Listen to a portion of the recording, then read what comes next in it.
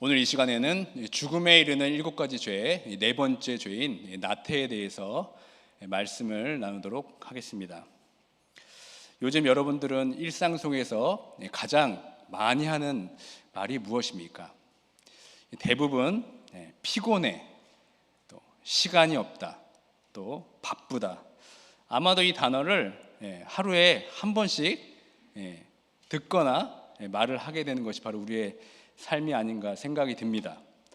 저는 요즘 아침마다 피곤해 라는 말을 매일 듣습니다. 아침마다 제가 첫째 아들 노아를 깨울 때마다, 그것도 한국말로 정확하게 피곤해 라면서 매번 이렇게 일어납니다. 이제 중학생이 된 노아는 아침 6시 40분에 스쿨버스를 타러 나가야 됩니다. 그러니까 적어도 6시 25분에 제가 깨웁니다. 그럴 때마다 예외 없이 짜증을 내며 피곤해 라면서 일어납니다.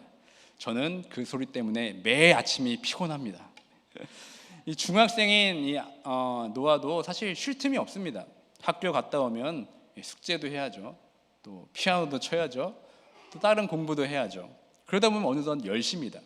또 그럼 자야죠. 또 아침 일찍 일어나서 또 피곤해 이렇게 해야 되죠. 고작 11살밖에 안 된 아이도 참 바쁘게 삽니다. 그렇다면 우리들의 삶은 어떻습니까? 늘 피곤합니다. 잠도 부족하죠. 그리고 늘 쳇바퀴 도는 이 삶을 때로는 지겨울 때가 있습니다. 이 노아를 데려다주는 그 아침에 제가 늘 보는 것은, 그 아침도 못 먹고 출근하면서 허기진 배를 달래기 위해서 길게 늘어선 그 맥도날드의 드라이브 트루 라인을 보면 참 촬영하기도 합니다. 또 여자분들은 또 화장할 시간이 없어서 아슬아슬하게 운전하면서도 특별히 아이라인 그리면서 기괴한 입모양을 하면서 그러지 않습니까? 참 그런 것을 보면 참 안쓰럽기도 합니다. 갈수록 기계화되고 전산화되어 점점 간편해지고 있지만, 오히려 우리가 살아가는 일상은 더 많이 바쁘지고 있습니다. 아마도 그 발전한 세상에서 생존하기 위해 몸부림치기 때문에 더 여유가 없고 바쁘게 사는 것 같습니다. 이런 삶 가운데 오늘 나눌 이 죽음에 이르는 7가지 죄, 나태, 이 죄가 사실 우리에게 너무 낯선 것 같습니다. 왜냐하면 정작 우리의 삶은 너무나 바쁘고 분주하기 때문입니다. 일 중독, 또 번아웃과 같은 현상들을 우리는 몸소 겪고 있습니다. 이런 현대의 사회를 살아가고 있는 우리들에게 이 죽음에 이르는 7가지 죄, 나태가 그렇게 마음에 와 닿지가 않습니다. 그러나 우리는 잠깐 우리의 바쁜 걸음을 멈추고 우리가 무엇 때문에 분주한지 돌아볼 필요가 있습니다. 나름 바쁘고 성실하게 살아간다고 하고 있지만, 과연 우리는 무엇 때문에, 그리고 왜 그렇게 바쁜가를 스스로 물어봐야 됩니다. 이 스스로의 질문에 답을 하지 못한 채 특별한 소명과 목적, 그리고 열정 없이 그저 수동적으로 주어지는 일상을 무의미하게 반복하며 어떤 표면적인 부지런함, 표면적인 성실함에 가려 바쁘게만 지낸다면, 그것이야말로 치명적인 나태에 빠져 있을 가능성이 아주 높습니다. 그렇다면 이 나태의 죄가 무엇이길래 이 죄를 이 죽음에 이르는 7가지 죄의 목록에 넣었을까요? 이 나태의 죄가 지금 우리가 살아가고 있는 삶에 얼마나 깊게 들어와서 우리를 죽음에 이르게 하는 죄로 몰아넣고 있을까요? 이 시간 한번 이 나태에 대해서 한번 하나하나 살펴보도록 하겠습니다. 먼저 이 나태를 가리키는 영어 단어가 슬라스라고 합니다. SLOTH라고 하는데, 이 단어는 이 중남미에 주로 서식하는 나무 늘보를 뜻하기도 합니다. 사진 한번 보여주시죠.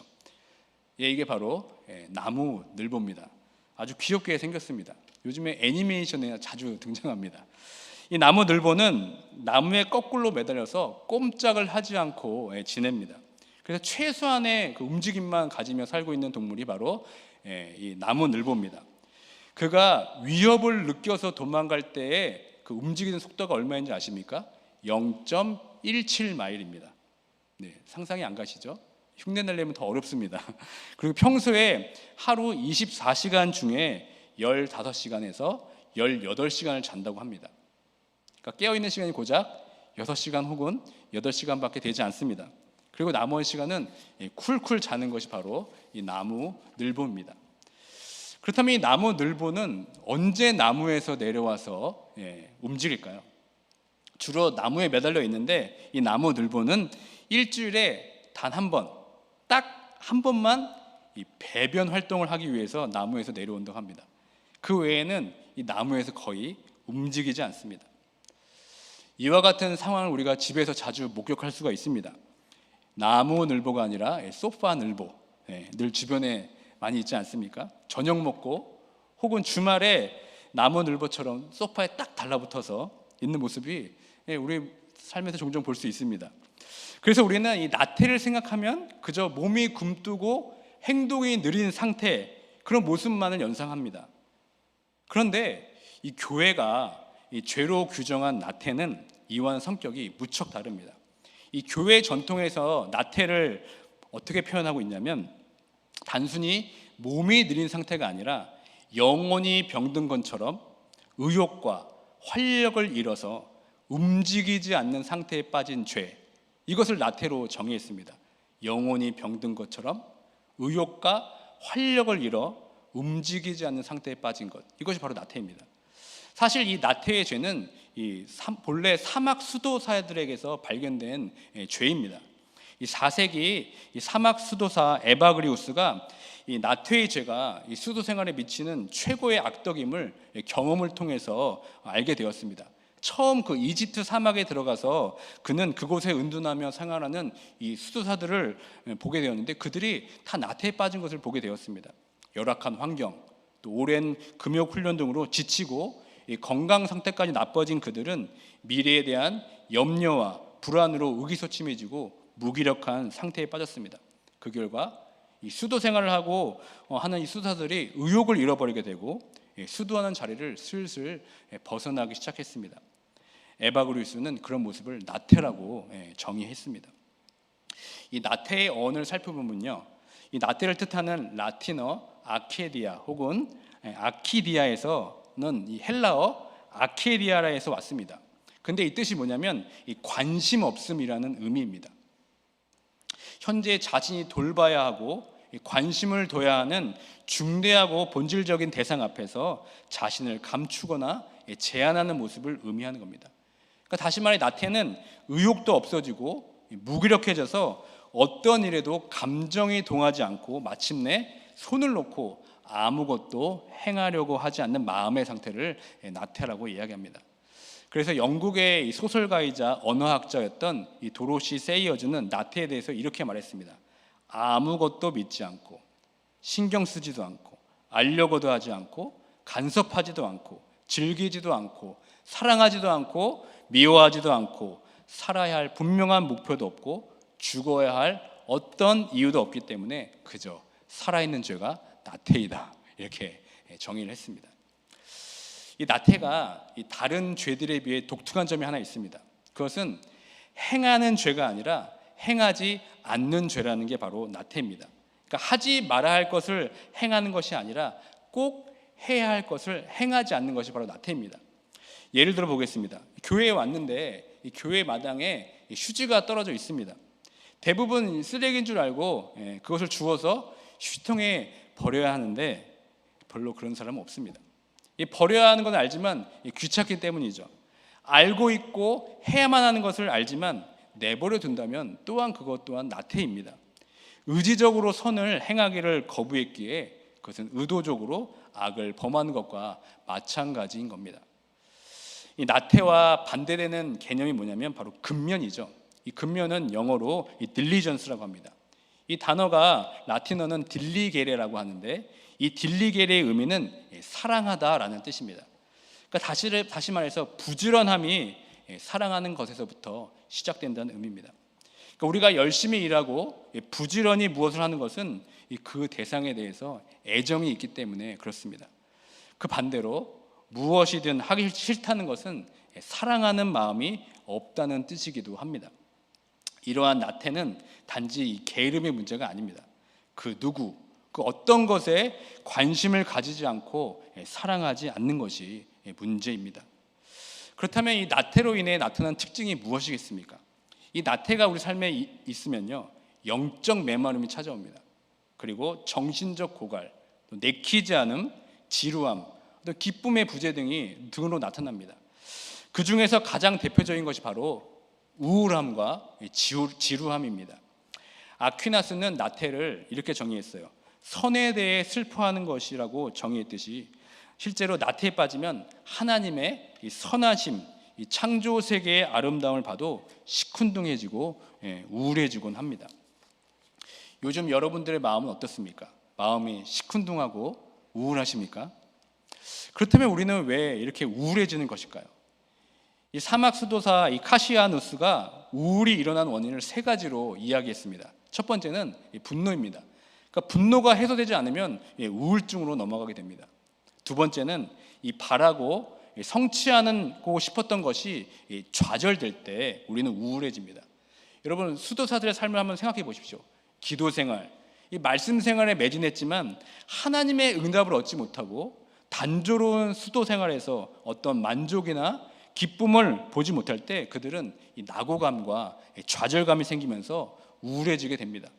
그로 인해 도달하고 싶은 영적 목표에 이루지 못한다는 생각에 비관적 생각이 생기고 무력해집니다. 그 결과 금욕과 기도에 대한 의욕을 잃어버립니다.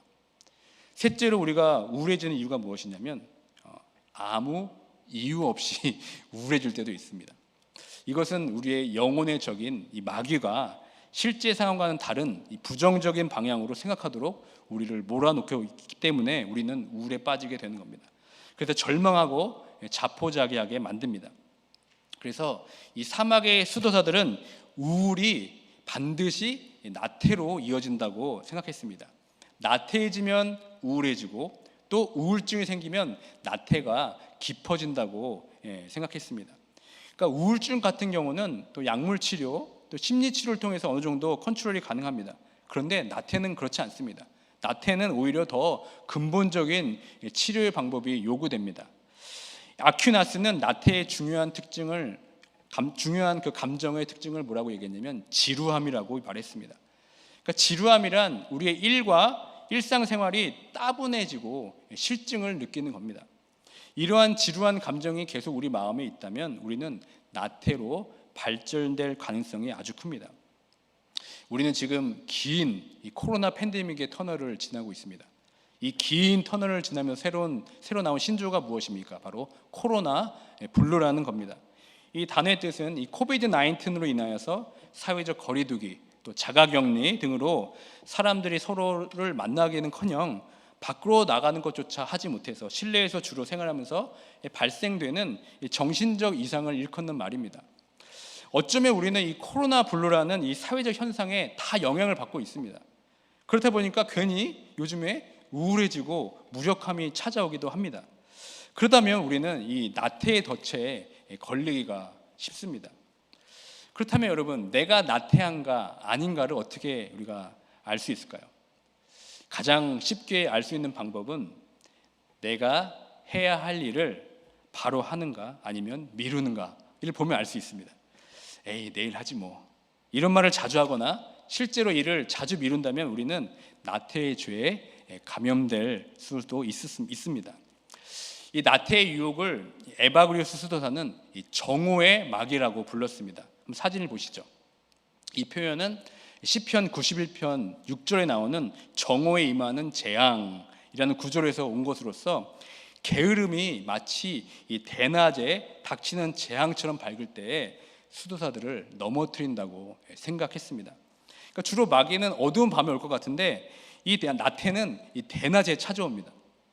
주로 이 수도사들이 오전 10시부터 오후 2시까지 개인 묵상과 이 기도의 시간을 가졌습니다. 그때 이 정오의 마귀가 이 수도사들에게 슬그머니 접근해서 이러한 마음을 줍니다. 낮에 태양이 아예 멈춘 것 같다, 이런 마음을 줍니다. 또 개인 묵상과 기도의 시간이 마치 50시간처럼 길게 아득하게 느끼게 만듭니다. 그리고 계속해서 그 마음에 이렇게 속삭입니다. 야, 기도의 골방에서 나오라.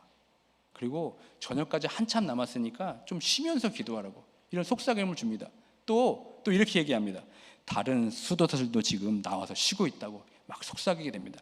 그러면서 기도의 자리에서 벗어나게 만듭니다. 그리고 또 수도원에서만 기도하는 것이 아니라 다른 장소에서도 얼마든지 수도할 수 있다고 속삭입니다. 그래서 하나님을 깊이 체험할 수 있다고 유혹합니다.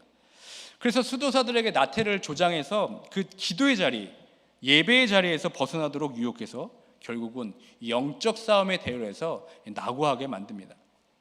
최근 우리도 이러한 유혹을 많이 받습니다. 특별히 온라인 예배가 생기면서 이 정오의 마귀가 우리에게도 속삭입니다. 굳이 꼭 교회를 가야 되냐고, 그냥 편하게 예배드리면 되지 하면서 우리 내면에 살며시 속삭이기 시작합니다. 그리고 이렇게 말합니다. 교회 가면 피곤하잖아.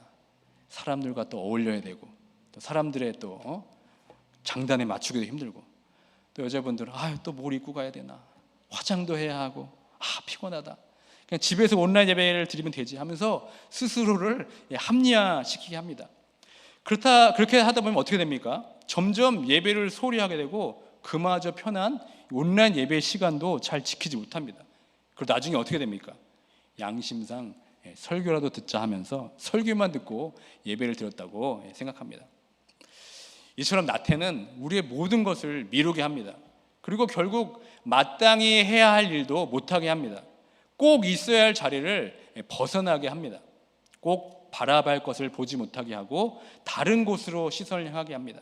그야말로 이 치명적인 죄가 바로 나태입니다. 그렇다면 여러분, 이 나태의 죄를 우리가 어떻게 극복할 수 있겠습니까? 먼저 이 나태의 죄를 극복하기 위해서는 다시 한번 우리 삶의 목적과 소명의식을 확인해야 됩니다. 그러니까 다시 말해서 왜라는 질문을 스스로 던질 수 있어야 됩니다. 왜 나는 이 땅에 태어났는가? 왜 나는 지금 미국에서 이민자로 살아가고 있는가? 왜 나는 이 일을 하고 있는가? 왜 나는 부모가 되었는가? 그리고 왜 나는 그리스도인이 되었는가? 라는 질문을 던질 수 있어야 됩니다. 다시 한번 나의 삶의 목적이 무엇인지 확인할 수 있어야 됩니다. 확고한 목적이 있을 때 모든 일을 힘차게 추진할 수 있는 동력을 우리는 얻을 수 있습니다. 어떤 이 목적의식이 뚜렷할 때 어떠한 난관과 어려움을 이겨낼 수도 있습니다. 그런데 여러분, 보통은 이런 생각을 평소에 잘 하지 못합니다. 어떤 어려움을 만나게 될 때, 혹은 어떤 중대한 결정을 하게 될 때만 이런 생각을 하지, 평소에는 이런 질문을 사실은 잘 던지지 못합니다. 그런데 평소에 이러한 질문을 우리에게 스스로 던질 수 있는 방법이 있습니다. 그것은 바로 기도입니다. 왜라는 질문으로 기도하면 됩니다. 여러분, 우리의 기도를 한번 생각해 보시길 바랍니다. 여러분의 그 기도하는 문장의 끝이 어떻게 끝납니까? 질문으로 끝나고 있습니까? 아니면 그냥 평소문으로 끝나고 있습니까? 그러니까 질문으로 끝나는 기도는 제가 방금 말씀드린 어떤 그 삶의 목적을 가지고 하나님께 질문하며 기도하는 겁니다. 하나님, 왜 저를 구원해 주셨습니까? 하나님, 왜 저를 많고 많은 교회 중에 왜 가지나 장로 교회의 성도로 부르셨습니까? 하나님, 왜 저에게 장로, 권사, 집사의 직분을 주셨습니까? 하나님, 왜 저를 지금 양육반, 제자반, 사역반 훈련에 임하게 하셨습니까? 우리는 이런 기도를 매번 하게 된다면 삶의 목적과 방향을 기도 때마다 점검할 수 있게 됩니다. 또 이런 질문의 기도를 하게 되면 기도의 방향과 질이 달라집니다. 평소문으로 끝나는 하나님 무엇 못해 주시옵소서의 기도는 한계가 있습니다. 오래 기도하지도 못하고 늘 같은 기도만 반복하게 됩니다. 기복적인 기도로 머무를 수밖에 없습니다. 그러나 하나님께 왜라는 질문의 기도는 우리의 기도를 넓게 깊게 만들어줍니다. 그렇게 기도하면 하나님께서는 내가 하는 그 질문에 답을 주십니다. 다시 한번 나의 삶의 목적을 재확인시켜 주시고 다시 한번 힘을 내어서 내게 주어진 사명을 다하게 인도하여 주십니다. 앞에 한번 그림을 보시면 우리가 너무도 잘 아는 웨스트민스터 교리문답서의 첫 번째 질문이 이렇게 되어 있습니다. 사람이 제일 되는 목적이 무엇인가? 이렇게 물어봅니다. 그 질문의 답이 무엇입니까? 우리 다 함께 한번 고백해 보도록 하겠습니다. 시작. 하나님을 영원롭게 하고 영원토록 그를 즐거워하는 것. 이렇게 답하고 있습니다. 그러니까 우리 인생의 최고 목적이 무엇입니까? 그것은 나를 창조하시고 나에게 생명 주신 하나님을 기뻐하고 하나님을 영화롭게 하는 것입니다. 골로새서 1장 16절 말씀 다시 한번 한 목소리로 봉독합니다. 시작. 만물이 그에게서 창조되되 하늘과 땅에서 보이는 것들과 보이지 않는 것들과 혹은 왕권들이나 주권들이나 통치자들이나 권세들이나 만물이 다 그로 말미암고 그를 위하여 창조되었고. 아멘. 성경은 우리에게 분명히 말하고 있습니다. 우리 인간은 하나님의 피조물이라는 사실과 함께 모든 만물과 함께 하나님을 위하여 창조되었다고 말씀하고 있습니다. 그렇다면 하나님을 위해 창조된 삶의 특징이 무엇이겠습니까? 그것은 우리 모두가 하나님의 영광을 드러내기 위한 도구이기 때문에 우리를 통해 하나님의 사랑과 또 자비와 능력을 온 세상에 드러낼 수 있어야 됩니다.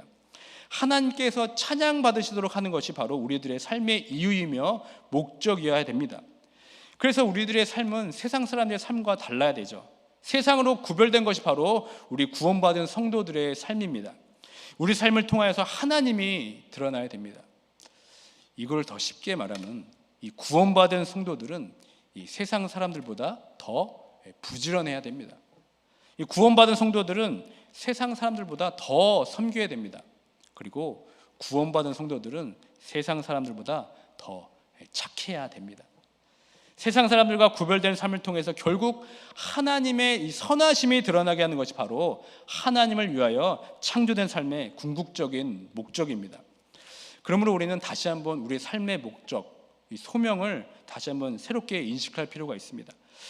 어떻게 하면 하나님을 영광되게 하고 영화롭게 할 것인지 우리는 곰곰이 생각해 봐야 됩니다. 무엇보다도 하나님께서 오직 나만을 통해 하실 일이 무엇인지 고민해야 합니다. 하나님께서 우리 모두에게 고유한 은사를 주셨습니다. 나의 성격과 또 나에게 주신 재능을 통해 할 일이 무엇인지 우리는 찾아내야 됩니다. 하나님께서 과연 어떻게 나를 사용하실지에 대한 뜻을 우리가 알아갈 때 우리 삶에 어떤 새로운 동력이 생깁니다. 새로운 활력이 생깁니다. 자신만의 독특한 이 부르심을 발견하게 될 때 우리는 이 나태라는 죄에서 멀어질 수 있습니다. 이 대부분 나태는 이 청년기보다는 중년기에 찾아오게 됩니다. 이제 자녀들을 다 키우고 또 어느 정도 생활이 안정이 되고 또 대부분 더 추구할 목표가 사라지는 것이 바로 이 중년기입니다. 그리고 또 이 중년기가 되면 현실에 안주하게 됩니다. 특별히 이 중년기의 특징이 무엇입니까? 새로운 도전을 꺼리게 됩니다. 불안과 두려움 때문에 되도록 안전하고 검증된 길로만 가려고 합니다. 또 건강에 자신감도 사라지고 이곳저곳 아프게 되면 심리적으로 위축되고 새로운 도전이 버겁기만 합니다. 그럴 때 우리는 다시 한번 나의 삶의 목적을 재발견하면서 새로운 삶으로 나아가기 위해 몸부림쳐야 됩니다. 이제 우리는 100세 시대를 맞이한다고 우리 모두가 이야기하고 있지 않습니까? 그렇게 생각하면 우리도 아직도 인생이 달려가야 할 길이 아직도 많이 남아 있습니다. 이 중년의 시기에 삶의 목적과 의미를 재확인하면서 잘 통과해야만 우리는 남은 인생을 나태하지 않고 의미 있는 삶으로 보낼 수 있게 됩니다. 그러니까 인생의 전반전은 어떤 열정과 성취의 시기였다면 인생의 후반전은 의미와 사명 중심의 삶으로 전환해야 합니다. 그러므로 나에게 주신 이 고유한 사명이 무엇인지 발견해야 합니다. 질문하셔야 됩니다. 그리고 답을 얻으셔야 됩니다. 저희 교회도 이제 내년이면 창립 40주년이 됩니다. 인생을 따지면 벌써 중반기에 나이에 접어들게 되었습니다. 우리 교회가 나태에 빠지지 않게 되려면요, 과연 우리 교회에 하나님께서 주신 고유한 사명이 무엇인지 우리는 발견해야 됩니다. 이 가지나 장로교회를 통해서 하나님께서 하실 일들이 무엇인지 고민하고 또 고민해야 됩니다. 우리 교회만이 할 수 있는 그 하나님의 일들을 찾아내야 됩니다. 하나님께서 우리 교회에 주신 그 고유한 사명을 발견할 때 우리 교회는 나태해지지 않게 될 것입니다. 그 고유한 사명과 소명을 발견하게 되면 더욱더 힘이 나고 하나님을 더욱더 사랑하며 이웃을 섬길 수 있는 그 하나님 나라를 이 세상 가운데 보여주는 하나님의 전초기지가 될 줄 믿습니다. 저와 이 친한 목사님께서 제게 자주 하는 말이 있어요. 안 써서 녹쓰는 인생이 되지 말고 닳아서 없어지는 인생이 되라. 참 멋있는 말 아닙니까? 안 써서 녹쓰는 인생이 되지 말고 닳아서 없어지는 인생이 되라. 참으로 의미심장한 말씀입니다. 어차피 우리 인생은 점점 소멸되고 있습니다. 시편 90편 10절에 보면은 우리의 인생이 신속히 지나간다고, 그것도 어떻게 됩니까? 날아간다고 표현하고 있습니다.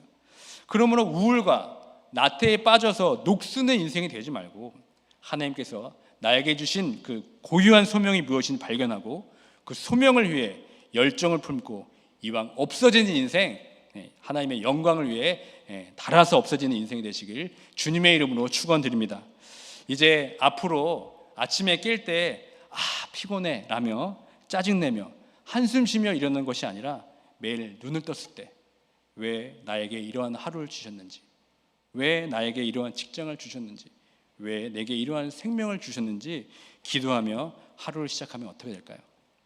그렇게 기도를 하면서 하루를 시작하게 되면 우리를 둘러싸고 있는 우울과 나태가 떨어져 나갈 줄 믿습니다. 그래서 우리가 매일 맞는 그 하루가 죽음으로 나아간 하루가 아니라 오늘도 하나님의 영광을 위해 살라고 주신 귀한 생명의 하루임을 깨닫고 나태에서 벗어나 귀한 생명의 길로 나아갈 수 있는 모두가 되시길 주님의 이름으로 축원드립니다. 아멘.